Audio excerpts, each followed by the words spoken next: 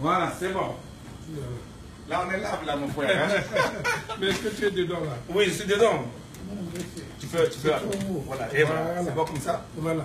Et là-bas, c'est bon? Oui, là-bas, c'est bon. On va essayer, on peut voir les questions. Ah, là, c'est direct. Hein? Là, c'est direct, mon frère. Là, tout le monde va voir, là, tu vois. Voilà. Voilà. Mais, ça fait un décalage. Ça fait un décalage, un petit décalage. Voilà, très bien. Là, on est live, là. Do you wanna go live there too to see all these questions people may go ask over there? I can. You can, right? In French? No. There's a little translating thing. Mais tu peux voir les questions. Oui, je peux voir les questions là. Okay. Je vois un peu combien de temps ça va prendre là. Voilà. Je vais. Voilà, les gens sont là, ils sont en train de aimer là. Okay. Voilà. Donc, je suis là en Californie, Los Angeles, avec le Mohamed Ali du Congo, mon frère Alain Mabakou. Comment tu vas? Ça va, mon frère. Je suis venu voir un peu, mais c'est impressionnant ce boulot que tu fais là. Hein? Merci. Ah ouais, ça c'est un boulot, ça m'épate. Mais c'est un village que tu possèdes. Oui, c'est le village du Congo. Parce qu'il faut le préciser, les gens ils croient, oui, c'est un petit truc d'entraînement. Non, moi j'ai vu, c'est extraordinairement géant. En tout cas, je suis fier de tout ce que tu fais là. C'est une réussite éclatante. Hein? Les vedettes qui viennent ici, les acteurs qui viennent ici, les préparations, si vous voulez devenir mince, si vous voulez avoir de la musculature, et en plus, mon frère Tukaya va s'occuper désormais de ma condition physique. Ah bien sûr, on a préparé pour le Congo là. On sait qu'il y a un mandat d'arrêt là-bas. Je ne sais pas comment est-ce que ça. Je ne sais pas. Hein? L'Afrique encore, nous continuons encore à penser au Moyen Âge, alors que nous sommes au 21e siècle. Donc nous sommes ici, enfants de la diaspora, non seulement pour motiver et inspirer ceux qui sont là-bas en Afrique, qui croient encore que, comme on dit, Mondele Nzabe, ils ne croient pas que nous-mêmes, Africains, on est capable de faire ce qu'on peut faire aujourd'hui. Ah non, je pense qu'il faut avoir la volonté. Moi, j'ai toujours pensé que n'importe qui peut déplacer une montagne. Voilà. Tous les jours, tu viens, tu la pousses, tu la pousses, tu la pousses. Et un jour, tu te réveilles le matin, il n'y a plus de montagne. Voilà. Donc, c'est cette volonté. Moi, j'adore le silence parfois d'un peuple. Voilà. Le peuple est silencieux. Vous pensez qu'il a courbé l'échine. Et puis, un jour, vous voyez, il se réveille. Et la voix est tellement symphonique que tous les imposteurs s'écartent. Voilà. C'est même ça. Hein? Moi, j'aime cette amitié que nous avons. Nous sommes peut-être les rares Congolais de Brazza de la Californie. Voilà. On n'est pas nombreux. Nous sommes 3 ou 4. Voilà, on est 3 ou 4, on n'est pas nombreux. Donc, on forme cette famille. C'est pour ça, aujourd'hui, je te donne le titre de consul du Congo en Californie. Non, c'est très gentil. Tu as vraiment inspiré, tu continues à inspirer la jeunesse congolaise, parce que moi tu m'as inspiré, moi. C'est grâce à toi aujourd'hui que j'ai pris le contact avec ma culture, porter le Congo à beaucoup, les habits africains, essayer de parler, revaloir nos cultures africaines, parce que nombreux, quand ils arrivent à l'étranger, ils oublient qu'ils sont congolais. Ils oublient qu'ils sont Babembe, Bakongo, et c'est ça, aujourd'hui, quand dans tes livres, tu parles de la culture africaine. Ah non, c'est très important. Et d'ailleurs, je t'ai ramené 2 livres, voilà. Lumière de Pointe-Noire en français et de Lights of Pointe-Noire, le même livre en anglais. Voilà. Pour voir comment, par la littérature, on fait voyager nos cultures. C'est un livre dans lequel je parle de Pointe-Noire et qui a été traduit en 25 langues. Voilà. Bon, certains vont dire que oui, il n'est pas congolais ou quoi là. Bon, on ne citera pas les petits noms. Mais moi, je pense que ça, c'est important de voir que c'est un livre sur Pointe-Noire qui a été en anglais même préfacé par Salman Rushdie, qui est un grand écrivain anglophone désormais américain qui avait reçu la fatwa d'Iran. Wow. Même l'Iran n'a pas pu le faire plier, parce que c'est difficile de mettre l'intelligence dans une cage. C'est plus facile d'encager l'imbécilité, donc c'est ce que nous faisons. On prend l'imbécilité, on met dans une certaine cage, comme on dit. Et ici, en Californie, l'espace, c'est la liberté. Voilà. Et je reviens encore sur cette structure.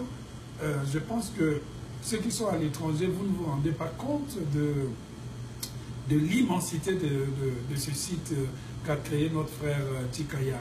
C'est grand, c'est une volonté qu'il a là de chef d'entreprise, et je vois les infrastructures qui sont là. Si on était au pays, on allait dire que tu as bouffé l'argent pour faire ça. Bien sûr. Ben voilà. Ben là, c'est la sueur de voir un Congolais qui a réussi comme ça et qui donne de la joie aux Américains, aux étrangers. Il n'y a pas que les Américains qui viennent ici, il y a tout le monde. Hein.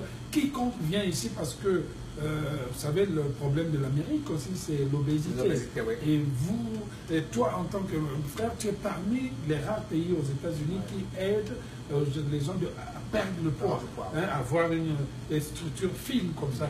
C'est-à-dire, si j'ai pris 20 kilos, je viens chez mon frère Tikaya, en une semaine, il a enlevé ça, je dois même le supplier, pardon, laisse-moi un peu de graisse. Voilà. Tu sais, et ça aussi, ça parle de notre sujet, parce que la culture africaine, en Afrique, quand on dit par exemple tu as grossi, c'est quand même complètement.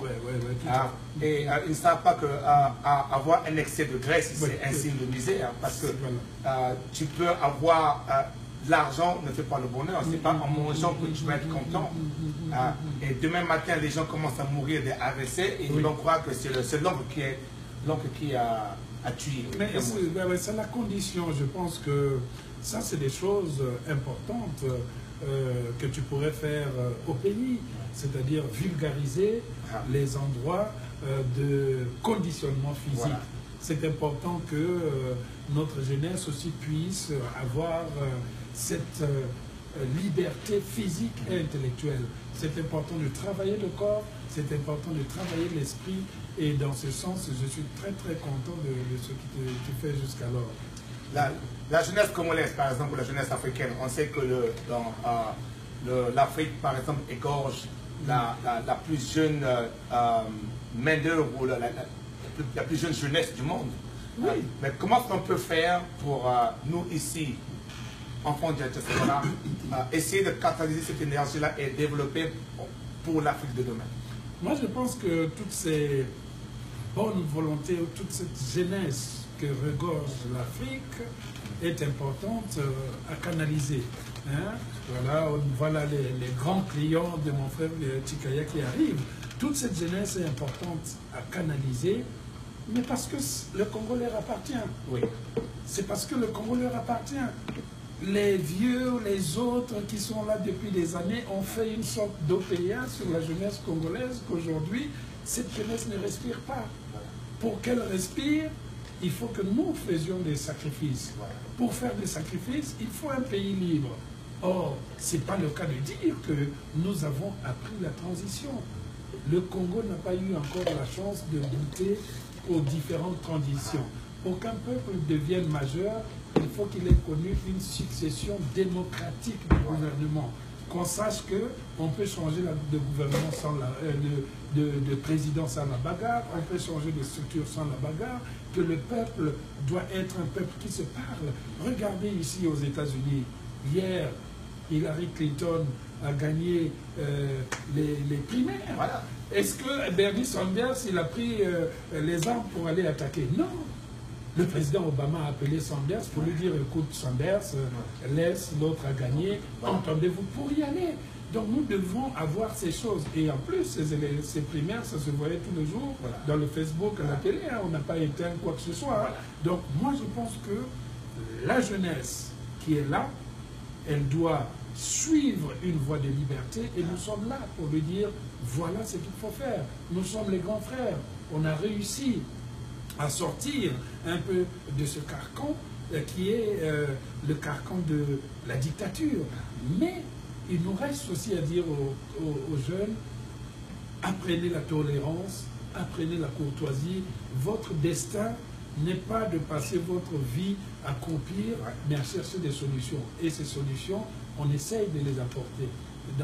Où que nous soyons, l'exemple des entrepreneurs, l'exemple des professeurs, l'exemple de tout Congolais qui trouve une activité doit toujours penser au pays. Et ça, c'est fondamental. Tu sais, la plupart, on sait en Afrique, ils ont un problème, pas de manque à savoir, mais lorsque, par exemple, tu peux par exemple dire que Alain Mabakou est professeur à l'université de Los Angeles, UCLA, et ils ne croient pas. Comment est-ce qu'on peut, pour on dire que Tchekayam Samou est propriétaire de ce chef-d'œuvre-là, ils ne croient pas. Mais comment aider ce peuple-là à voir? Non, mais je pense que c'est parce que pendant longtemps, on a habitué notre jeunesse à une division radicale de la société congolaise. D'un côté, le 1% des gens qui sont, disons les 2% des gens qui sont immensement riches par le vol, par la rapine, par le détournement et autres, donc ils sont immensement riches, et de l'autre, toute la population qui pense que son destin est de mourir, de naître pauvre et de mourir pauvre. Il y a rarement des aventures individuelles réussies à l'intérieur du Congo. C'est ça qui est désolant. Mais maintenant, notre faculté consiste aussi à dire que ceux qui doutent que tu es propriétaire d'un des plus grands gymnases ici en Californie, dans lequel viennent les grandes stars, ceux qui doutent de ça, il suffit, aujourd'hui tu tapes sur Internet, tu vois tout. Voilà. Aujourd'hui tu doutes, oui, il est professeur, ou à Los Angeles, tu tapes Mabankou plus, UCLA, Californie, vous voyez dans la liste, on est là, les cours sont là. Moi je pense que le doute a fait que les doutes est né de ceux qui volaient. Voilà. Ils ont installé le doute dans l'esprit des gens pour dire si vous voulez réussir, vous devez venir nous faire allégeance, nous qui avons l'argent, pour pouvoir réussir. Mais maintenant, on pense que la plus grande réussite, c'est comment on utilise son intelligence pour arriver à une activité qui va servir à tout le monde. Ce que tu fais ici sert à tout le monde. Ce que je fais dans l'enseignement sert à tout le monde. Mais est-ce que l'argent qui est détourné, les dictatures qui se font en Afrique, le mépris des populations, ça ne sert à personne. Ça sert aux individus. La question de l'Afrique aujourd'hui, c'est de déconstruire l'individu omnipotent et peut-être puissant par le biais de l'escroquerie constitutionnelle, c'est de déconstruire cet individu et de se dire qu'il n'est pas le prototype du Congolais, il n'est pas le prototype de celui qui fait la philosophie du Kimuntu. Le Kimuntu consiste d'abord à porter très haut, Kimuntu qui vient être homme, l'humanisme. Donc dans cette philosophie bantou, le Kimuntu consiste à passer de l'étape de la barbarie primaire dans laquelle nous étions à l'étape intermédiaire de celui qui recherche la sagesse, jusqu'à l'étape supérieure de celui qui va dispenser le discours de la courtoisie et du partage. Ça, on ne l'a jamais connu. Nous sommes les inventeurs d'une philosophie très profonde, héritée même de l'Égypte antique, mais on est incapable de l'appliquer parce qu'il existe toujours quelques 3, 4, 5 personnes qui s'accaparent de la volonté du peuple et qui vont expliquer ailleurs qu'ils sont le peuple. Donc, nous disons non à cette situation, retournons au Kimuntu. Une question. Sassou Nguesso a gagné les élections à 60%. Est-ce que statistiquement, c'est possible? Disons que quand quelqu'un gagne les élections à 60%, ça veut dire que quand vous vous promenez dans la rue, s'il y a 100 personnes, il y a 60 personnes qui t'aiment. Il y a 40 qui ne t'aiment pas. Dans les 40, vous allez diviser. Mais la situation aujourd'hui au Congo est telle que quand on regarde le paysage congolais, il y a plus de rancœur que d'approbation. On a l'impression qu'il y a 92% des gens qui détestent et il y a 8% qui aiment. Et dans les 8%, ce sont ceux qui bénéficient des privilèges ou qui ont peur de perdre quelque chose. Donc je pense qu'il y a quelque chose... comme on dit en français, il y a quelque chose de pourri dans le royaume du Danemark. Donc il y a quelque chose de pourri dans le royaume du Congo qui fait que l'adhésion qu'on avait dite, 60% n'existe pas. Donc il faut de ce fait s'asseoir pour discuter de cette question, parce qu'on ne peut pas gouverner pendant 5 ans en ayant le peuple dans le dos ou en expliquant ailleurs que moi j'ai raison et le peuple a tort.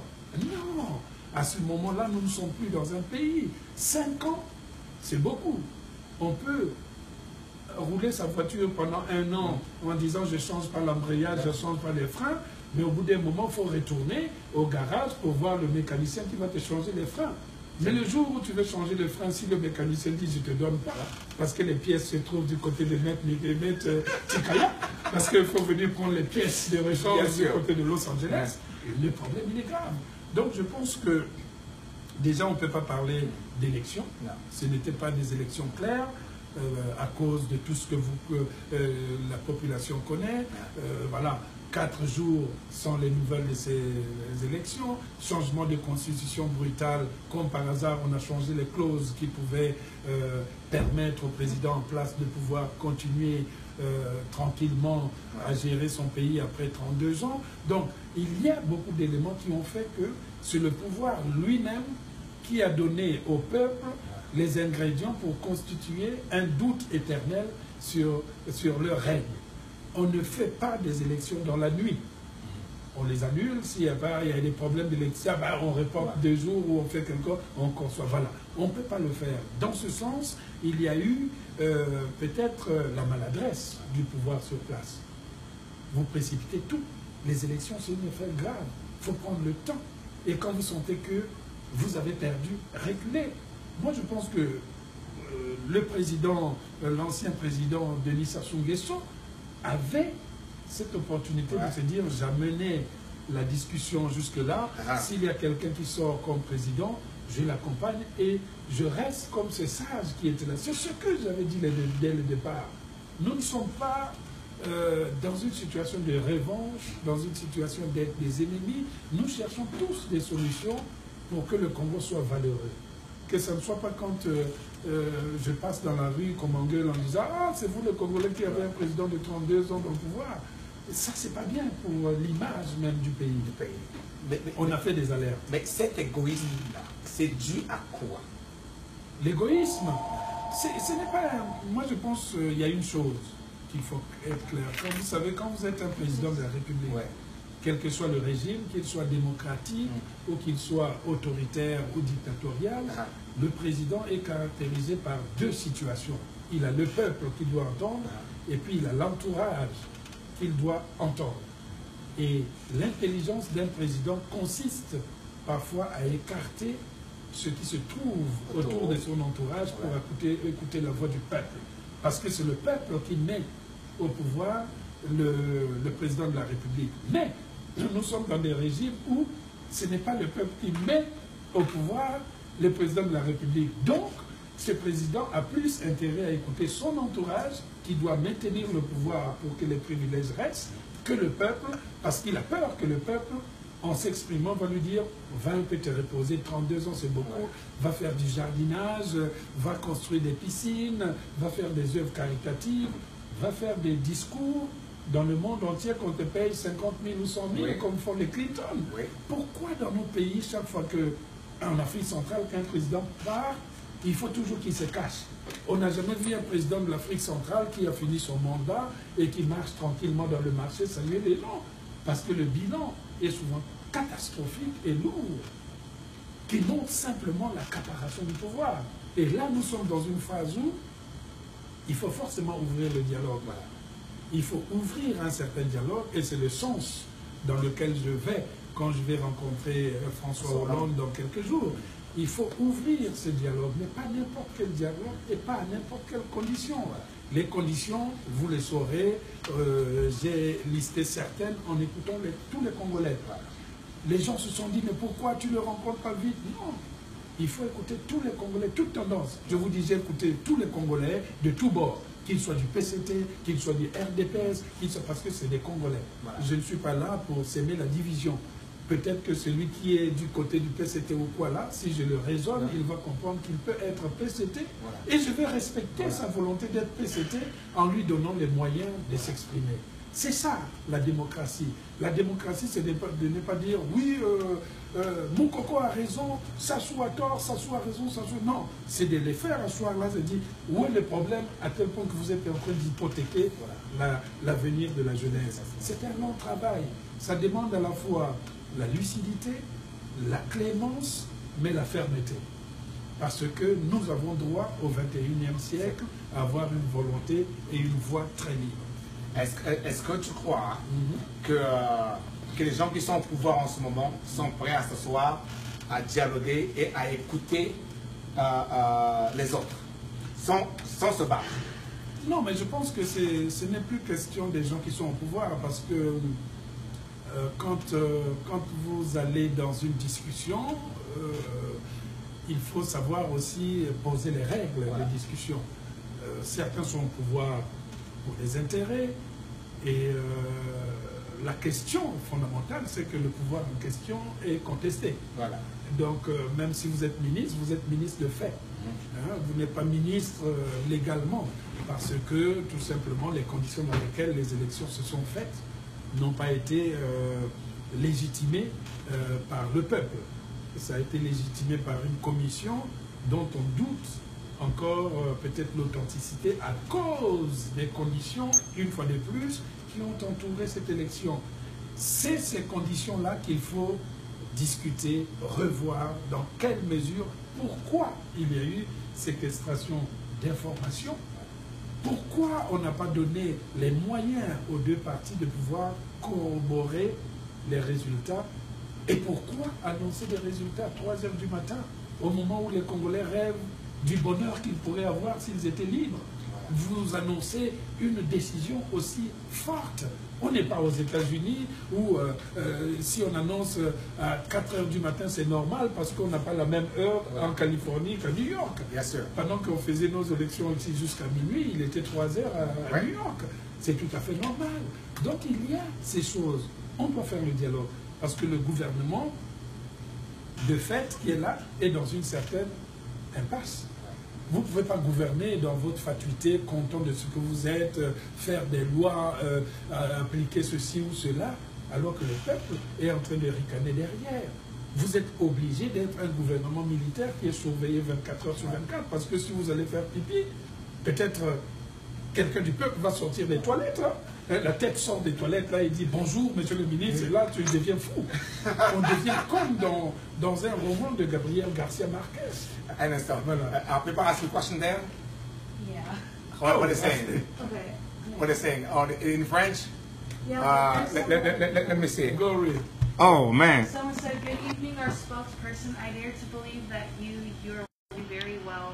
Okay. So I want to know what I want to know." Okay, we're going to do it here right now. There we What go. the question is? Il y a beaucoup de questions ici. C'est très difficile. Je sais que c'est bourré là en ce moment. Donc, si vous avez des questions, vous ne nous avez même pas donné le temps de... Mais on était tellement embarqués dans nos discussions. Bien sûr. Très content de vous voir ensemble. Écoutez, il y en a beaucoup, hein. Et voilà. Bonjour la famille, moi je suis en route pour le Luxembourg, je vous regarde depuis ma voiture. Merci. Merci, c'est très gentil. Voilà, merci, ça c'est le chevalier noir Keylon. Keylon, oui. Là, je vois quelqu'un de Casablanca. Casablanca, oui. Van Machette. Ouais. Transmets mes salutations personnelles à tonton Alain depuis Casablanca, donc de toi qui te les transmets. Bien sûr, on est tous là. Voilà, on est des Californiens, c'est normal. Le soleil, ça nous donne... il fait beau ici, hein? Il fait beau, j'ai trop chaud. Ouais. Voilà. Qu'est-ce que l'on dit là? Bon, je ne sais pas ce que ça dit là. Voilà. Maladie... bon. Mais ça, c'est quelle langue là? Je sais pas. Il y a des là, mais ça, c'est dans quelle langue là? Ah, ça, je ne sais pas. Voilà. Yeah, Alain, quel langage, structure, osez croire que Thierry Mongala est cauchemar qu'on l'attend. Non, mais moi je pense qu'il n'a pas à avoir de cauchemar. Moi j'ai décidé de ne pas répondre aux attaques. Moi je pense que c'est quand même curieux. J'écris une lettre au président de la République française. C'est tout le monde qui se met en émoi dans le gouvernement.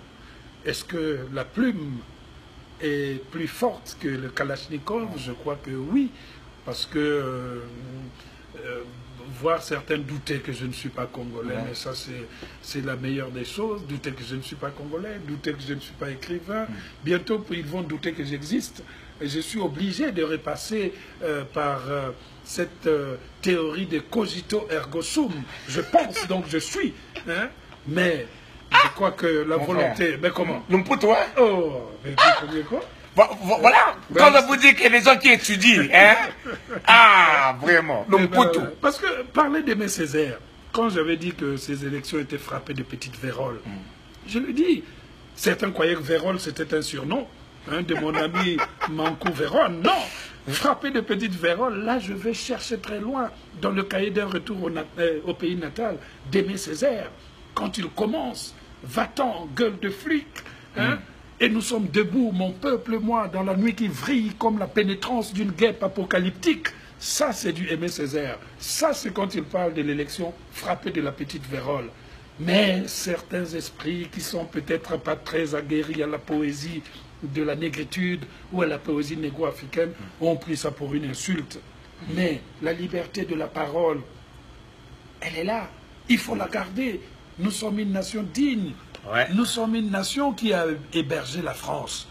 Ce n'est pas la France qui a commencé par nous héberger. Nous les avons hébergés les Français. Ils avaient des problèmes à la Deuxième Guerre mondiale. Il fallait qu'ils trouvent où se cacher. On a laissé Brazzaville, qui était la capitale de la France libre.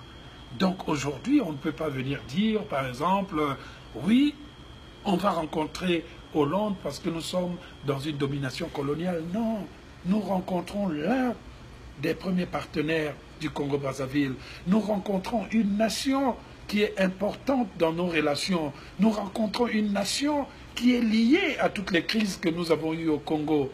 Aujourd'hui, dans cette diplomatie que j'entends qui se fait en parallèle dans la nuit, maintenant il y a beaucoup de gens qui font le mouvement de troupes pour aller chercher une négociation. Cette négociation ne peut pas avoir lieu si elle n'inclut pas les forces de la société civile. Voilà. On a assez de ces négociations qui se passent toujours avec les mêmes renards, qui reprennent les mêmes ficelles, qui ont travaillé avec les mêmes gouvernements. Une négociation doit avoir des éléments qui apportent des choses neuves. Et ces choses neuves viennent aussi de la société civile, en particulier celle qui n'a jamais participé au pouvoir. Et ça, c'est très important pour avoir une certaine liberté de ton et d'esprit. Il y a une question d'Ange Amour, c'est-à-dire, pensez-vous que l'ancien président Sassou partira? Non, mais le départ ou pas le départ de Sassou m'importe peu. Ce que je veux, c'est que la jeunesse congolaise puisse avoir enfin un espoir lorsqu'ils regardent l'horizon. La question d'homme ou quoi ne se posera pas. Ils savent de toutes les façons. Quand je suis un être humain, si je suis pendant 32 ans au pouvoir, il faut que je me pose des questions. Bien sûr. Donc ça, c'est à lui de prendre les responsabilités. Mais moi, je ne suis pas dans une situation de revanche avec quoi que ce soit. Un individu, dans la philosophie Bantou Djikimontou, doit réfléchir qu'est-ce qui est bien pour lui et qu'est-ce qui est mauvais pour le peuple. Ce qui est bien pour l'individu n'est pas forcément bien pour la communauté, et parfois l'individu doit s'effacer. Le président Sassou n'est pas seul. Je répète, il y a une histoire d'entourage, il y a une histoire de privilège. Et parfois, moi j'ai vu une vidéo dans laquelle parfois il veut bien sortir du gouffre. Mais le problème c'est que quand vous êtes entouré des gens qui mangent, des vautours. Ben oui, parce que si vous partez, eh ben, c'est la fin d'un système. Et la négociation est une des possibilités de pouvoir avoir un dialogue de courtoisie, un dialogue de construction. Parce que je suis dans la construction, je ne suis pas dans la destruction. Je ne peux pas détruire le pays qui a fait de moi celui que je suis. Mais je demande aussi à ceux qui sont là, de fait, pas de droit, de faire quand même attention quand ils touchent les meubles congolais, parce que ces meubles sont des biens communs, ils ne sont pas des biens individuels. L'autre dit ici... mais donc, c'est la guerre. Il y a beaucoup de questions. Il y a beaucoup de questions là. Donc, bonjour. Vous, quel conseil pouvez-vous donner aux jeunes Congolais qui sont partout dans le monde pour donner une bonne image de notre nation malgré ce qui se passe au pays? Moi, je pense que pour les jeunes qui sont dans le monde entier, ne courbez pas les chines. Ne soyez pas comme des chiens rachitiques qui mettent leur queue entre les jambes pour traverser un village. Le Congolais est un homme fier. Le Congolais a une histoire extraordinaire. Le Congolais a des grands écrivains. Le Congolais a une certaine force venue du royaume Congo. Le royaume Congo, c'est un tout.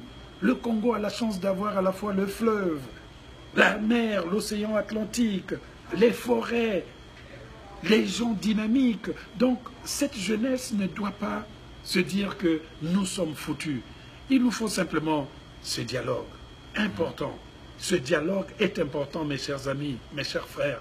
Si on ne le fait pas, eh bien, on va continuer à répéter les mêmes choses. Et puis, il faut savoir que nous avons le droit d'apprendre la transition.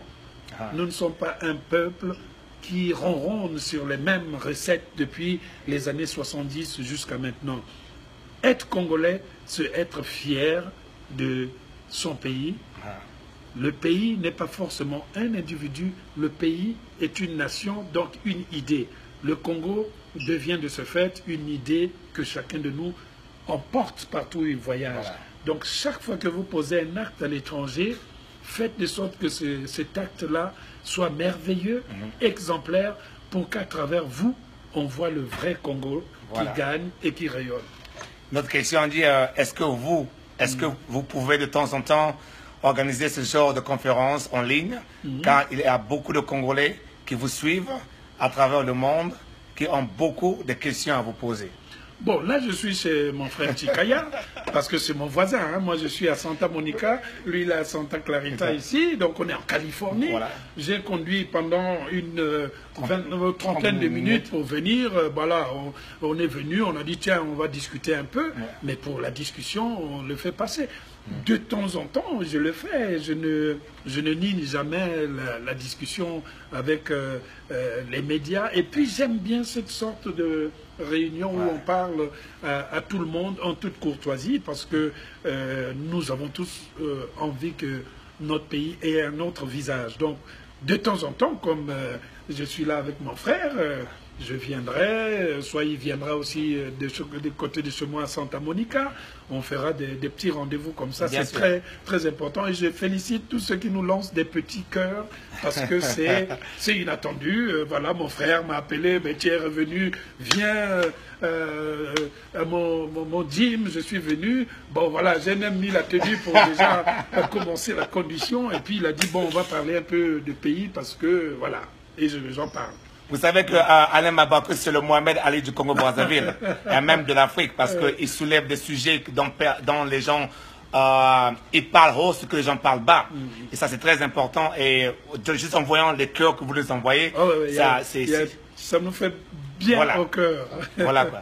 Donc, il y a une question ici. Monsieur Chikaya, de passage à Paris, j'ai participé à votre réunion à Diaspora. Qu'est-ce qui est devenu le projet sur les enfants du Congo? Ah ben ça c'est oui. Le projet, voilà. Oui, vous savez, après la réunion au Congo, après la réunion à Paris, je suis allé au Congo faire l'état des lieux. Et nous avons envoyé des conteneurs d'une valeur de 700 000, je ne sais pas si 700 000 ou 700 millions, 700 millions de francs CFA. Et malheureusement, le comportement, j'ai vu, et ça je le dis, hein, il y a des choses qui ont disparu dans le conteneur qui a fait que j'étais un peu refroidi. J'étais un peu refroidi parce que c'est beaucoup d'argent que nous avons investi, mais les choses ne sont pas arrivées chez les gens qui en avaient besoin. Mais plutôt, c'est arrivé et vendu dans les marchés. Donc, le Rofokango est toujours là. Et encore, vous pouvez dire qu'on ne peut pas investir dans un pays là où il y a l'insécurité. Personnellement, comme vous voyez, mon frère Alain Mabakou et moi, je ne crois pas que nous serons la bienvenue en ce moment au Congo, parce que nous avons, avec notre popularité, nous disons ce que les gens ont peur de dire. Ça crée une certaine image et met notre vie même en danger. Donc, le Congo est là, le Congo n'ira pas, ne va pas disparaître, mais à travers nos vidéos, notre connaissance, on va construire ce pays là où nous sommes. Le Hofokango est là. Quand les choses vont s'arranger au niveau du Congo-Brazzaville, nous allons partir et travailler, quoi. Le travail ne finit jamais, comme certaines personnes le disent. Allons seulement. Mais nous allons aussi partir. Allons seulement. Alors, mes frères, on a peur de changer Sasuka. On a le temps de se battre. Bon, écoutez. Et qu'est-ce qu'il a dit? Attends, il dit Mon que... frère, on a peur de changer Sasuka. On a eu le cas du temps Lisuba. Car c'est à ce moment-là que le Congo a connu la guerre de 93-80. Bon, ben écoutez, mon cher frère, je crois, Prince Arthur, ce n'est pas question de changer. On ne change pas. On fait des élections. Quand on fait des élections, on vous donne la parole. Et quand on vous donne la parole, si vous avez peur, comment voulez-vous aller de l'avant? Les élections sont faites pour donner la voix au peuple. S'il y a un problème aujourd'hui, c'est parce que la voix donnée par ce peuple n'a pas été vérifiée, acceptée et même entérinée. C'est parce qu'on a l'impression que le peuple n'a pas été entendu. Si le peuple décide de revoter Sassou en toute clarté, c'est aux Congolais de voir. C'est pour ça qu'on dit qu'on n'est pas dans une démarche qui serait une démarche de discussion. Si aujourd'hui on fait les élections, c'est Sassou qui gagne de manière claire, nette et bien contradictoire. Mais moi je serais le premier à dire, bah, attendez, vous l'avez voté, vous l'acceptez. Quand on avait voté George Bush ici, que beaucoup d'Américains n'aimaient pas, mais on a attendu que le mandat de Bush se termine. Bush a terminé ses 2 mandats. Et après, on a eu Obama. Obama a terminé également va terminer ses 2 mandats. Ouais.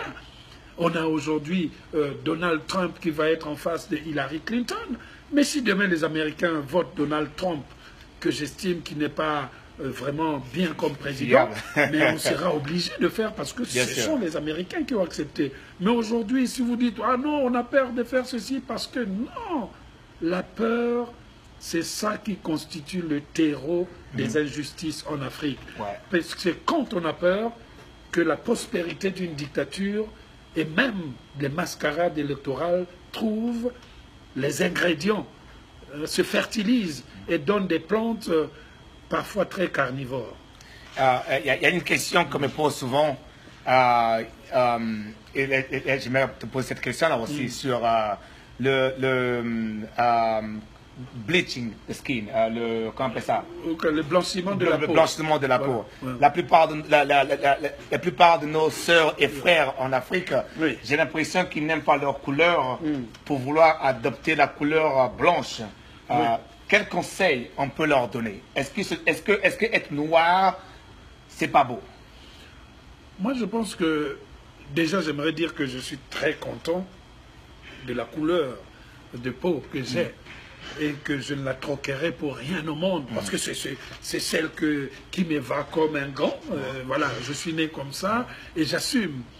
Bon, il arrive que dans certains moments, dans des courants esthétiques, dans des courants de la mode, qu'une société puisse épouser une certaine, peut-être, façon d'être, qui est incarné aussi bien par la musique, par la société des ambianceurs et des personnes élégantes, les critères de la société qui pensent que pour exister, il faut être plus clair. Là, nous avons un problème aussi peut-être de connaissance. Quand on a connu l'histoire du monde noir, quand on a connu ce qu'a souffert le peuple, quand on a connu pourquoi nous avons été écrasés à cause de la couleur de notre peau, voire même du fait que nous étions des Africains, eh bien, on devait réfléchir à 2 fois avant de vouloir changer la couleur de peau. Maintenant, là aussi, nous sommes en démocratie. Celui qui trouve qu'il serait beau parce qu'il est clair, c'est son corps. Il fait ce qu'il veut. Moi, je voudrais qu'il le fasse dans le respect de ceux qui restent noirs.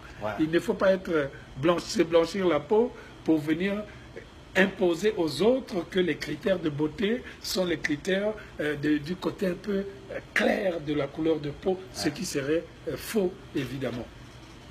L'autre question ici, je suis fier de vous. Ok, on est aussi fier de vous. Il y en a un qui dit nous sommes nombreux juste avant là. Nous sommes nombreux à vous suivre, monsieur. Merci pour tout. Ben, voilà, merci Wilfried. Voilà. Quelle est votre vision pour le dialogue au Congo et quand on attend de ce dialogue? Bon, mon cher Ben, ma vision, je l'ai écrite sur un document d'une quarantaine ou d'une soixantaine de pages. Je vous réserve, je ne voudrais pas dévoiler les éléments qui sont contenus à l'intérieur, puisque après que j'aurais vu François Hollande, je divulguerai les propositions que j'aurais faites. Je ne les ai pas faites dans une certaine dictature personnelle. J'ai écouté tous les Congolais. Vous voyez, je suis chez mon frère Chikaya. Il faut que je l'écoute, c'est un entrepreneur. Comment il a fait pour réussir à faire un des gymnases les plus grands de Californie, où viennent même les Arnold Schwarzenegger. J'ai besoin de son intelligence pour savoir comment les Congolais vont construire des entreprises. Ce monsieur que vous voyez là, il peut redorer le blason aussi du tissu économique, parce que ce qu'il a fait ici, acheter des immeubles en Californie, pas très loin de Hollywood, mettre des gymnases, des choses pour s'entraîner et commencer bientôt à animer un show ici en anglais. Ce n'est pas donné. Donc je pense qu'il y a des propositions qui seront faites. Je ferai ces propositions.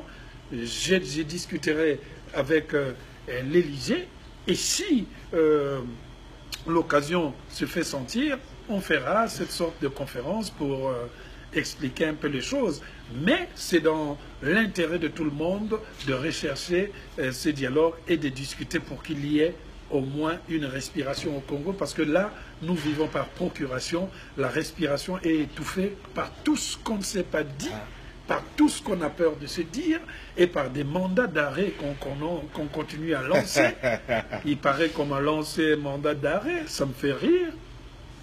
Un mandat d'arrêt, monsieur le ministre de la Justice, monsieur le ministre de fait de la Justice, monsieur Mabiala, vous avez été mon collègue de classe, vous savez qui je suis, on a été dans les mêmes bancs, on s'est assis, regardez bien les rangs, j'étais devant, on s'est assis dans la même classe, vous prenez l'autorité d'aller me lancer un petit mandat d'arrêt à la télévision, ça ne se fait pas, je suis juriste comme vous, j'ai un 3e cycle de droit. Quand on fait un mandat d'arrêt, ce n'est pas un ministre ou un président qui le lance, c'est au procureur de le faire. Et il ne le fait pas à la télé.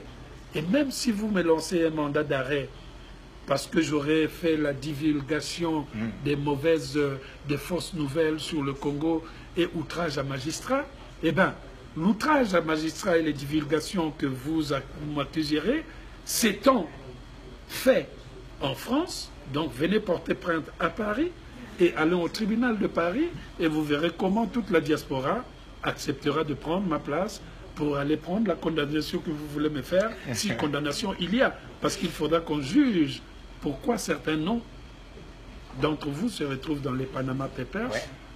Qu'est-ce qui se passe des affaires de Beach? Qu'est-ce qui se passe dans tout ce qui se déroule du côté du pôle? Donc ça sera difficile. L'enjeu est difficile. Ne vous attaquez pas à un juriste. Je connais le droit. Et quel domicile vous allez me donner? Quel domicile? Le domicile est difficile à trouver puisque je vis dans 3 continents. Donc il vous faudra 3 fois passer à gauche et à droite. Et ne vous en faites pas. Dès que vous avez parlé de mandat d'arrêt, il y a 60 avocats internationaux qui se sont proposés de me défendre gratuitement, dont 22 Américains. À bon entendeur, salut. Waouh! Au ministre Mabiala, vous avez chaud là, donc j'espère que vous connaissez la loi. Hein? La question encore. Patrick Judy, Alain, tu vas t'inscrire à la salle de sport de notre frère. Ben, je suis dans la salle. Il est déjà là. Je suis dans la salle du frère. Hein. Vous voyez, la condition commence déjà à venir. Hein. C'est celui, on travaille 2 jours, ça se voit déjà. Hein. Bien sûr, il faut que je m'inscrive. Attends. Merci pour votre disponibilité pour répondre à la question. Encore une fois, félicitations à un grand merci de la part de tous les Congolais du Texas, à Houston en particulier. Alain, tu vois Hollande quand? Aurélien Bemba, Alain, tu vois Hollande quand? La semaine prochaine, ne vous en faites pas, vous serez au courant. Cyril a dit la politique est tragique lorsque le plaisir du pouvoir va au raisonnement et devient... C'est les problèmes. Alors il a dit la politique est tragique lorsqu'elle se joue sans fondement politique, lorsque le plaisir du pouvoir va au-delà du raisonnable, il devient pathologique, du pouvoir au déplaisir, je ne sais même pas au déplaisir tragique de la société, il y a un pas, ce qu'on appelle un saut dans l'inconnu, dixit Charles Zachary Bouao. Que pensez-vous de cette citation en tenant compte de la situation du Congo?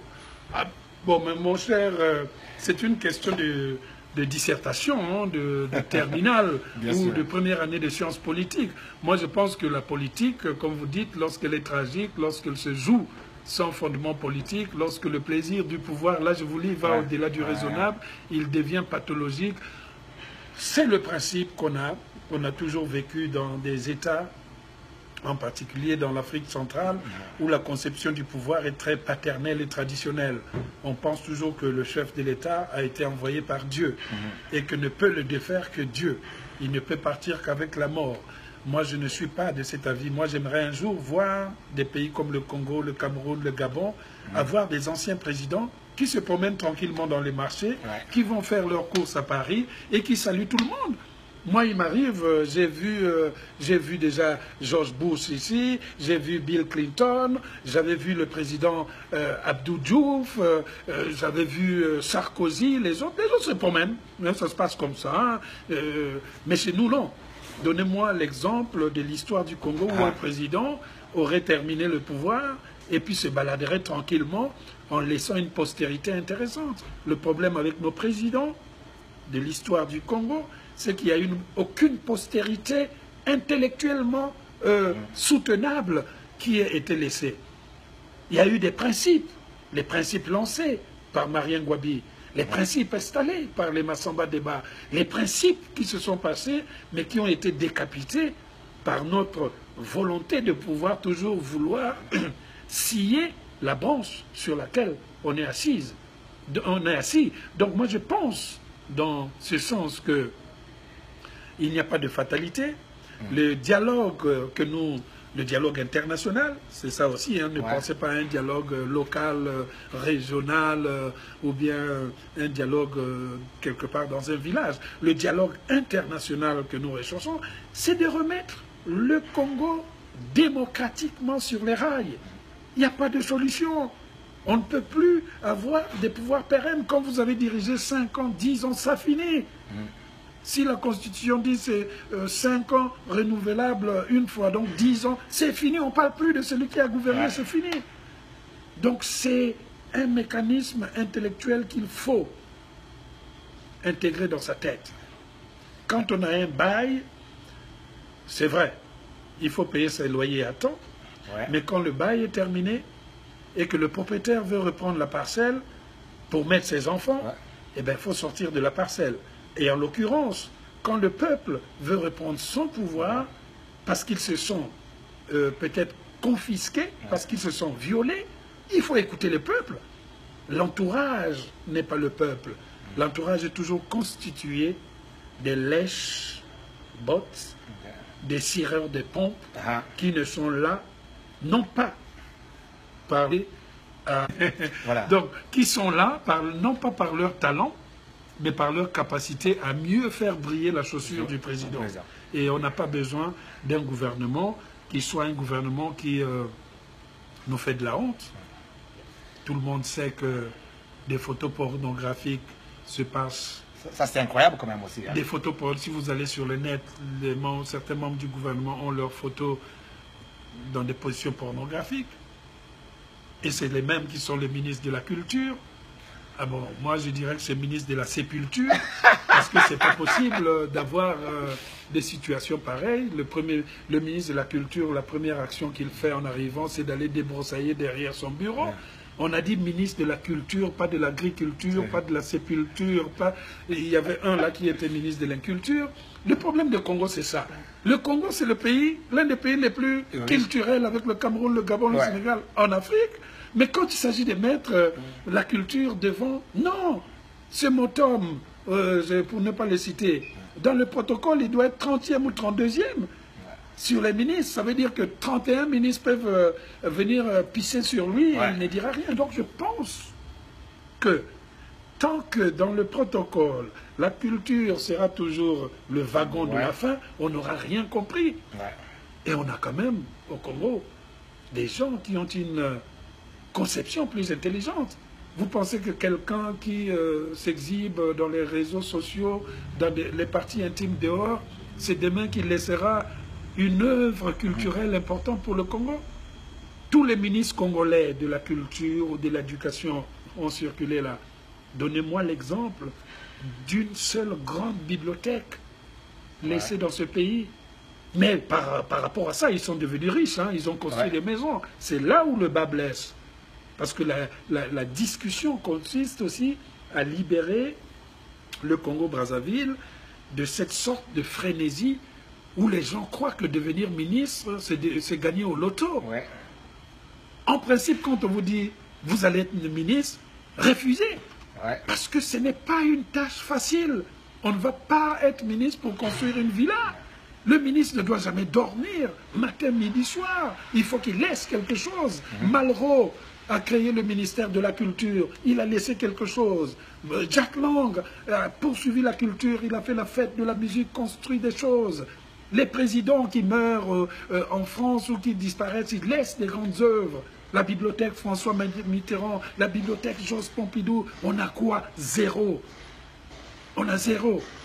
Et c'est là où le bas blesse.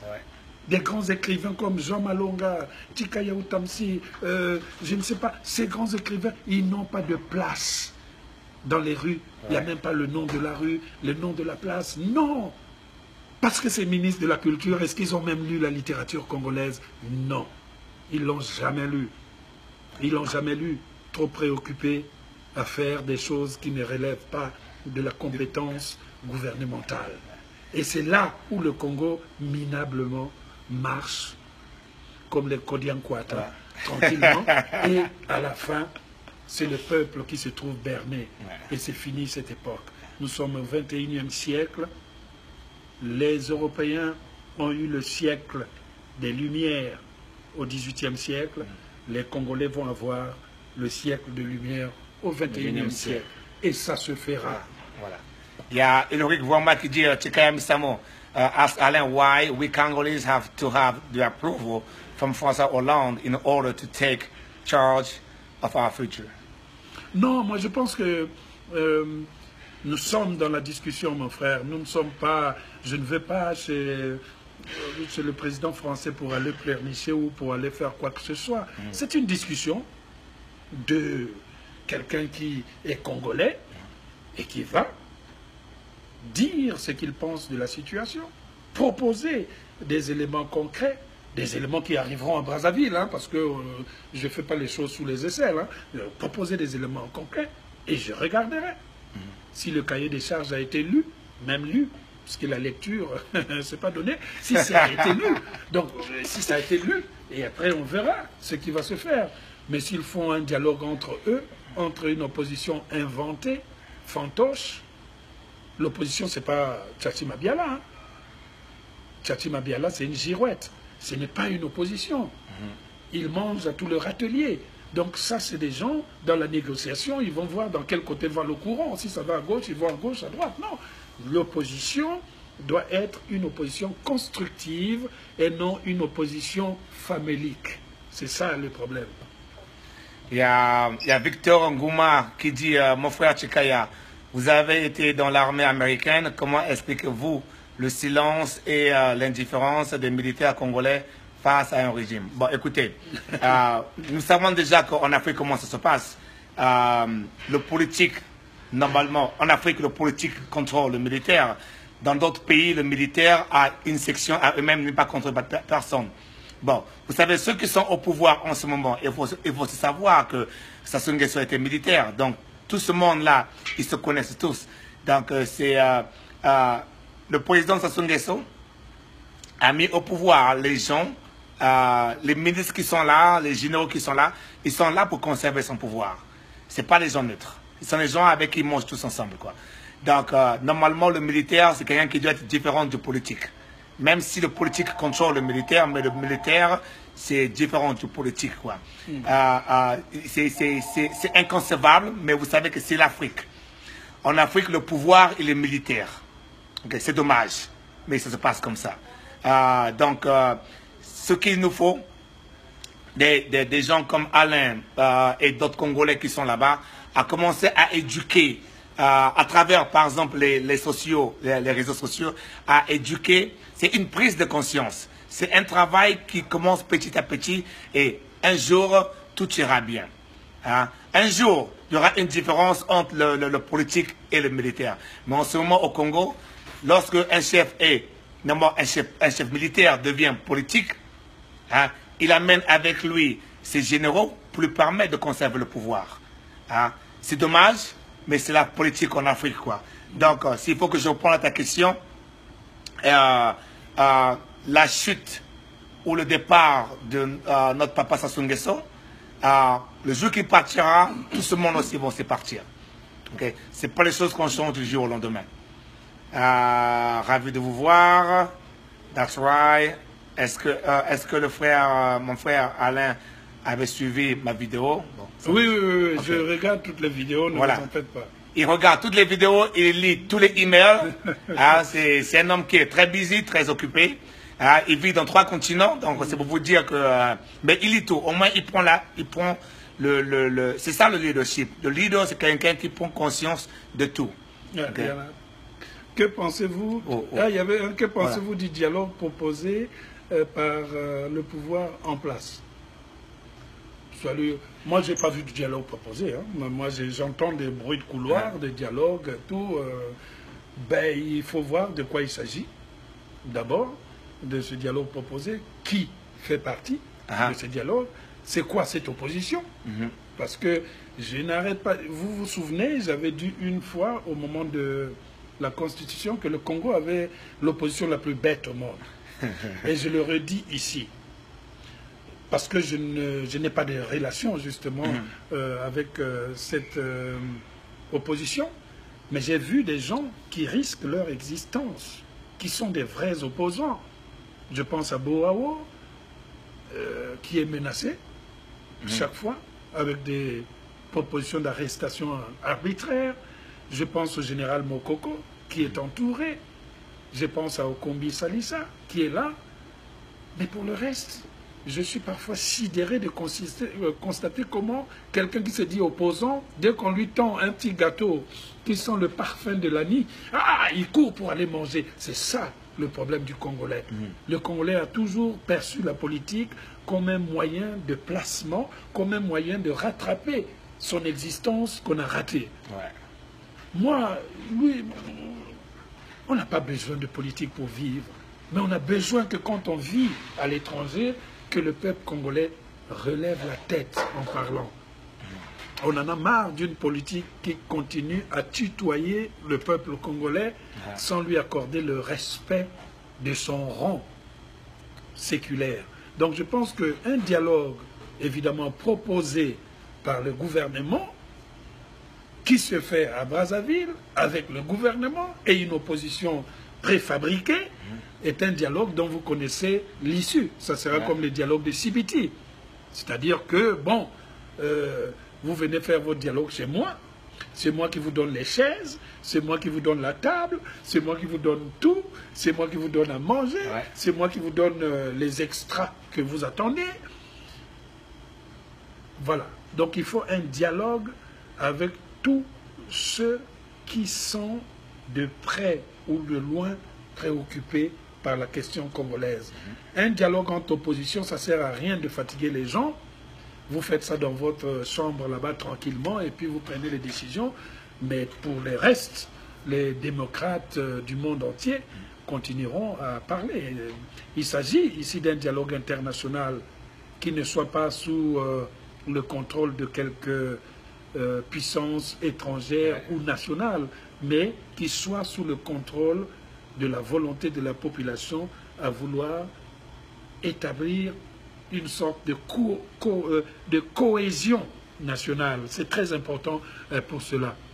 Donc, voilà. Il y a Kaler Wilfried qui dit l'éducation de notre pays est un échec total. Le savoir constitue la base d'une nation. Okay? Nous aimerons lancer des projets liés à l'éducation et au numérique, mais malheureusement, les conditions ne nous permettent pas aujourd'hui. Ouais. L'Internet est coupé. Quelles sont les différentes alternatives? Bon, c'est une très belle initiative. L'éducation est dans un état lamentable. C'est de le dire. Et c'est dommage. Parce que nous avons quand même le pays africain qui compte des grands professeurs à l'étranger. Oui. Emmanuel Dongala, il est professeur à l'étranger aux États-Unis depuis fort longtemps. Lydie Moudileno est professeur, directeur des départements à l'université de Pennsylvanie. J'ai dit que Dongala était du côté de Boston. Je suis à Los Angeles. Moudileno est du côté de Pennsylvanie. Il y a beaucoup de Congolais comme ça qui connaissent le système éducatif. Mais quand vous venez proposer des choses en mettant des projets, des gens qui font le ministère de l'Éducation, je ne sais pas de quelle éducation il s'agit. La refonte de l'éducation passe d'abord par une refonte qui va depuis le rez-de-chaussée, depuis cette école maternelle, l'école primaire, la formation des maîtres, la formation des professeurs, la rigueur dans les programmes scolaires et en plus le rétablissement de ces infrastructures éducatives qui n'existent plus. Je suis allé à l'université Marien Ngouabi, quand il pleut, il faut s'écarter, sinon l'eau va rentrer et vous tombez sur la tête. Il y a même des poules qui font des nids à l'intérieur.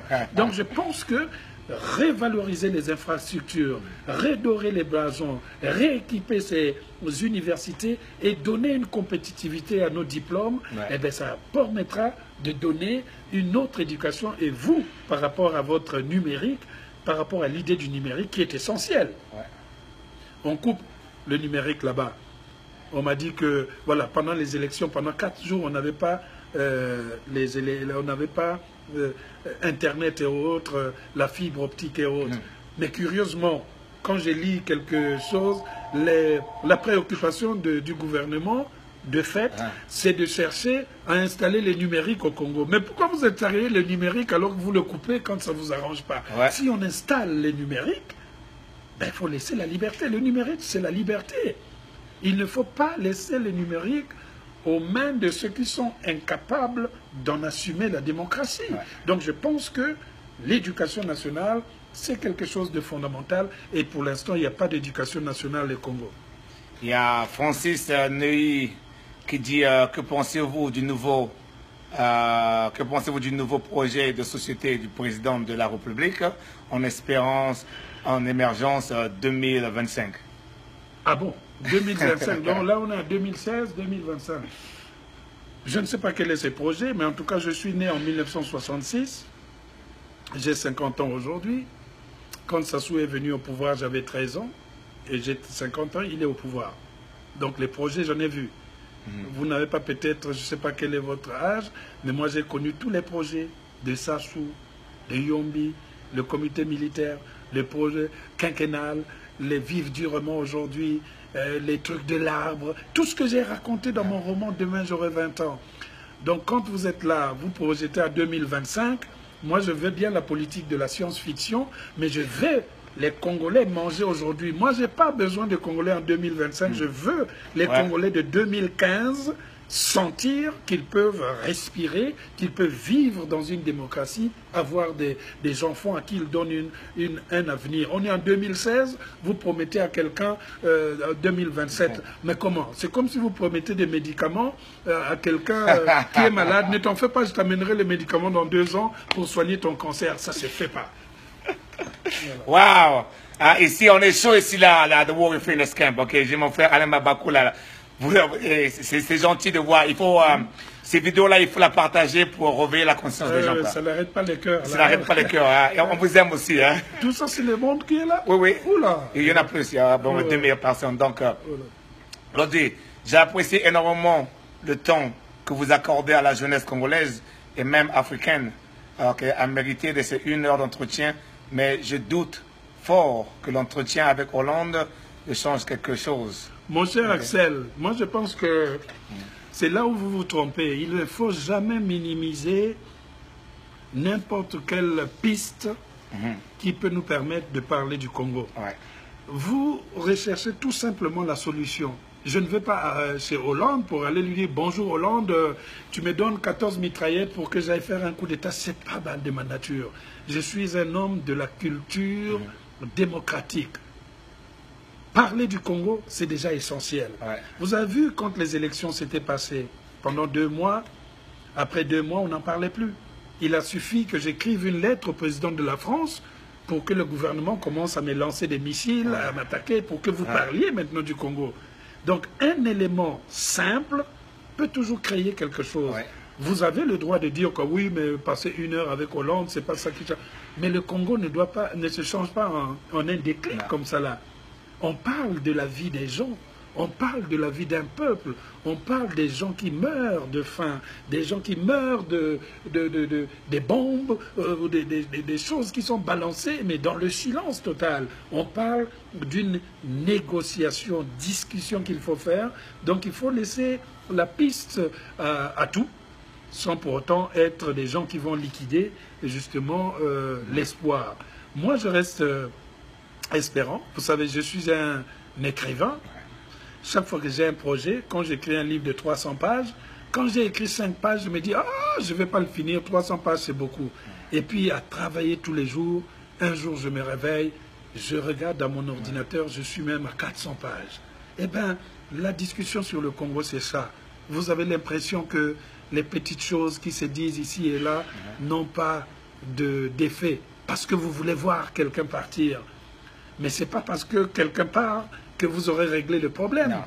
Il faut régler le problème avec la personne qui est là, justement. Quel que soit ce que vous pouvez penser, vous ne pourrez jamais régler ce problème sans les gens qui sont sur place. Et c'est ça, la condition. Mais maintenant, qu'est-ce que vous allez mettre dans ce menu quand vous allez aller au restaurant? Est-ce qu'il y aura les maboké? Est-ce qu'il y aura un peu, je ne sais pas, des chanchards? Est-ce qu'il y aura les ngoulous? Est-ce qu'il y aura les michouni? Tout ça là. Est-ce qu'il y aura du piment? Du petit piment, c'est important. Donc je pense qu'il y a cette perspective-là. Parler, c'est bien, mais être pessimiste, ce n'est pas bien pour ceux qui espèrent beaucoup pour nous au pays. Voilà, c'est très important d'être positif. Lorsque vous pensez positif, beaucoup de choses positives vont arriver. Notre question, Rodrigue Alida Masungudi, Grand Alain, on ne peut pas parler du dialogue sans reconnaître la victoire et les vrais résultats du 20 mars de Sassou. N'est pas crédible. Il faut plus vouloir parler de lui comme président. Il ne faut plus vouloir parler de lui comme président. Bon, écoutez, là nous sommes dans une situation où tout le monde sait que ces élections ont posé des problèmes, que ces élections sont frappées de petites vérolles. Vous connaissez ma vérité là. J'avais même ajouté que bientôt elle serait dynamitée d'alcool. Wow. Mais moi je pense que je ne suis pas dans une solution frontale, aveugle. Nous, on parlera. Ceux qui ont des oreilles écouteront. Ceux qui ont peut-être même le cerveau réfléchiront. Ceux qui ont le cœur diront ce qu'ils pensent. Donc, moi, je pense que la question des élections, si on en est là aujourd'hui, c'est parce que les élections du 20 mars sont pour nous un des objets de cette discussion. Ouais. Hein? Pourquoi les Béninois ils ne continuent pas à discuter des élections aujourd'hui? Les Béninois ils sont partis, hein? Ils sont maintenant ils sont dans une voiture et roulent à 100 à l'heure pour le bien de leur pays. Hein? L'élection est passée, on passe à autre chose. Je salue d'ailleurs au passage mon ami Zinsou, l'ancien Premier ministre, qui est un grand ami. Et je salue sa démocratie. Les Béninois, ils sont partis. Mais nous, on est le vélo à Kimbambala, donc on tourne sur place. Allons seulement. Mais je pense que n'ayez pas cette conscience qui vous dit que bon, les élections, c'était... On discute pour cela. Il y a toujours une solution. Le président de la République le sait. Je n'ai pas dit quel président de la République, mais suivez mon regard. Il y a le grand Chikaya. Quel conseil peux-tu donner au chef de l'état-major congolais et au ministre de la Défense? Bon, écoutez, le seul conseil que je peux leur donner, c'est quoi? Le chef, on ne le craint pas, on le respecte. Le chef, on lui dit ce qu'il doit écouter, parce qu'il veut écouter. Il y a une différence entre, comment on dit en français, must, et, c'est difficile, hein. Donc, ils doivent dire, j'ai l'impression que les ministres au Congo ont peur de Sassou Nguesso. Okay? Si réellement ils pensent à construire le pays, ils doivent dire au président ce qu'il doit écouter. Et ça, c'est important. L'information doit être claire, concise et vraie. Parce qu'il a besoin d'écouter. Parce que c'est comme une femme. Une femme, quand elle est belle, on lui donne des éloges. Okay? Mais elle a besoin d'écouter ce que le mari doit lui dire. C'est important. Donc, au ministre de la Défense et au ministre chef d'état-major, mon seul conseil, je leur dis qu'il faut dire, n'ayez pas peur du chef. S'il a faussé, il faut dire qu'il a faussé. Parce que le peuple, c'est le chef légitime. Okay? J'espère que j'ai reçu répondu à votre question.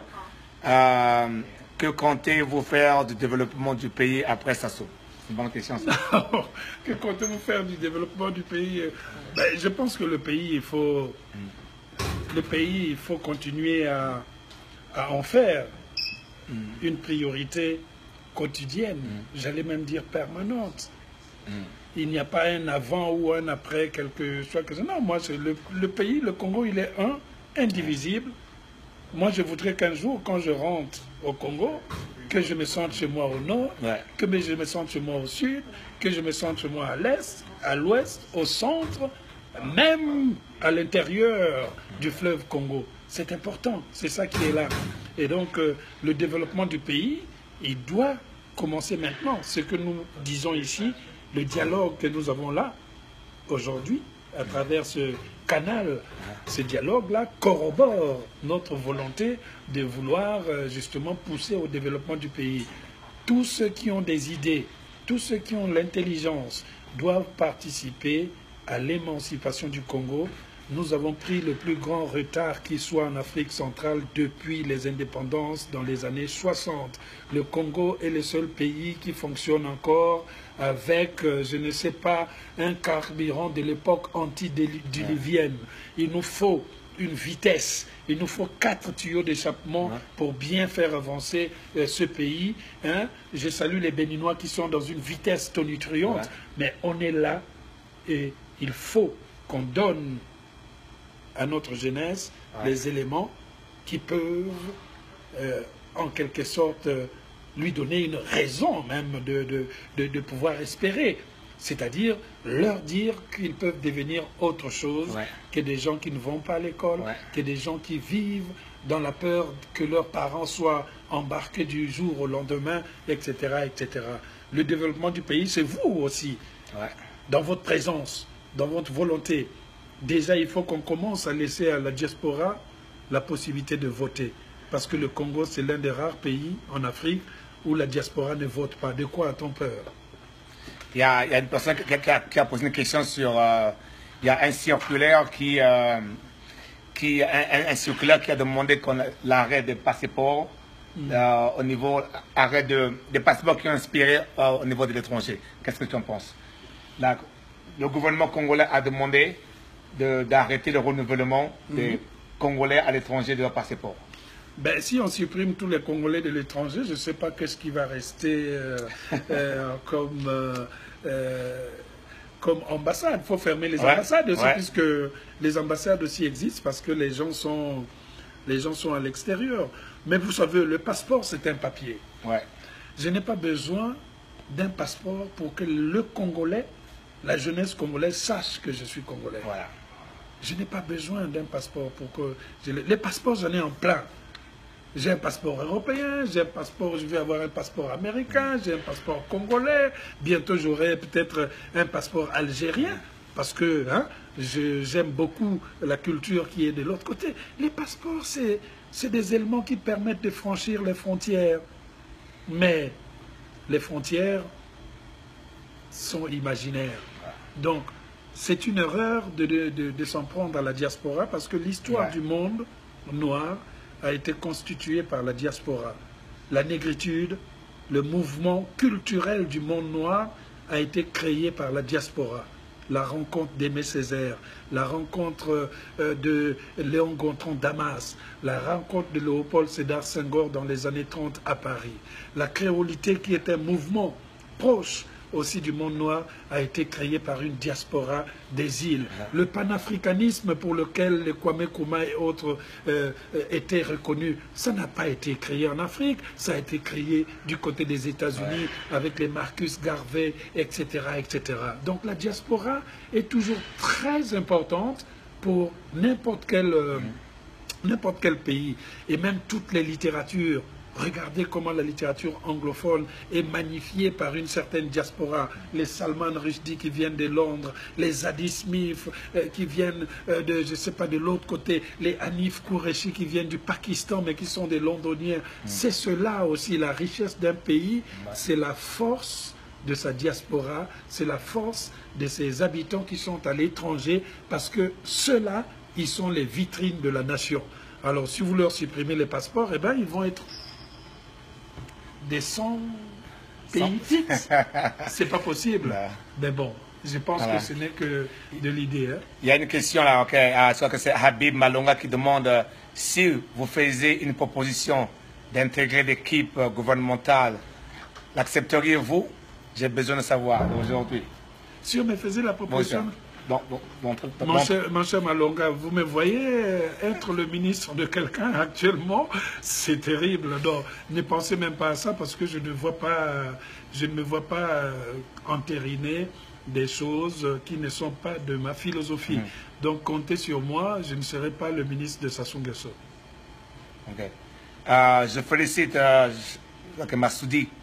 Je félicite votre engagement dans ce combat, et j'aimerais savoir comment comptez-vous canaliser votre apport dans le système aussi vicieux qu'il soit des hommes dans l'international aussi vers ça. Oh, ça c'est une autre question. Hein.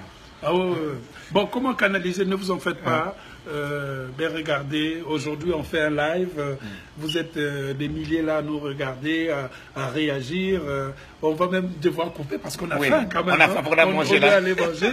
Donc je pense qu'il n'y a pas de petite action, même vous à votre niveau, parlez du Congo par votre Facebook, parlez du Congo par votre Twitter, ça nous rend à tous service. Et il faut... Et peut-être ça sera l'une des paroles que j'aurai en finalité. Il faut qu'on sache que notre but, mon but à moi, ce n'est pas être l'ennemi de qui que ce soit. Si quelqu'un respecte le Congo, je peux tout lui pardonner et je vais lui dire, bon, c'est très bien, vous avez respecté le Congo, laissez le peuple congolais respirer.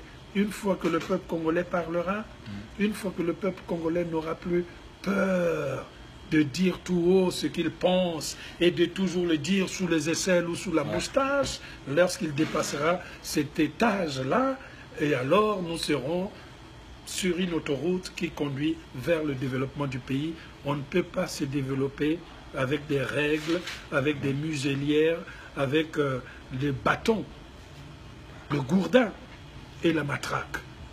Ça relève des sociétés préhistoriques. Un dernier mot pour la diaspora.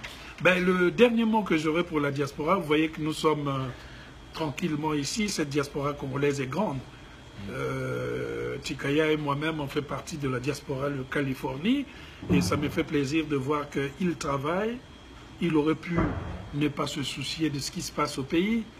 Il a 2 grands bâtiments ici, couru une émission qui se trouve ici en anglais. Mais il s'occupe du pays.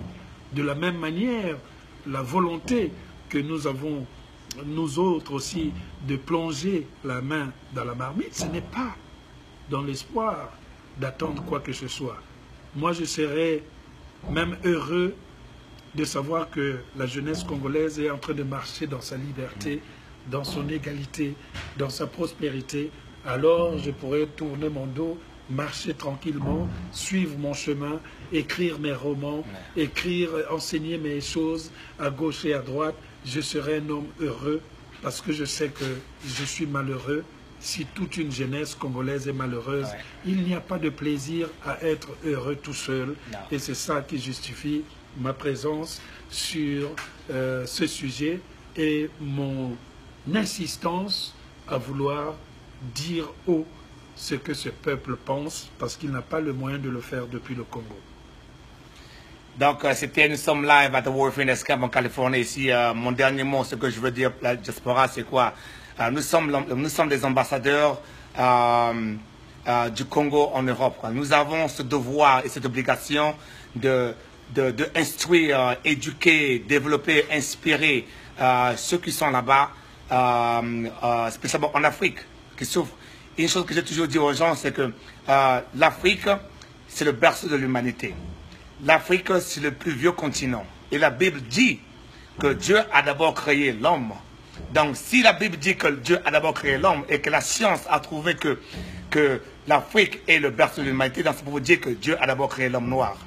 Donc, nous, hommes africains, nous avons ce devoir-là de continuer à nous exercer, à inspirer d'autres personnes. Donc, ceux qui sont à l'étranger en ce moment, votre comportement, si vous comportez en idiot, vous savez qu'il y a d'autres personnes qui vous suivent aussi. Donc, il faut se comporter en exemplaire. Hein? Je le fais, Alain Mabakou le fait, d'autres personnes qui sont là-bas le font aussi.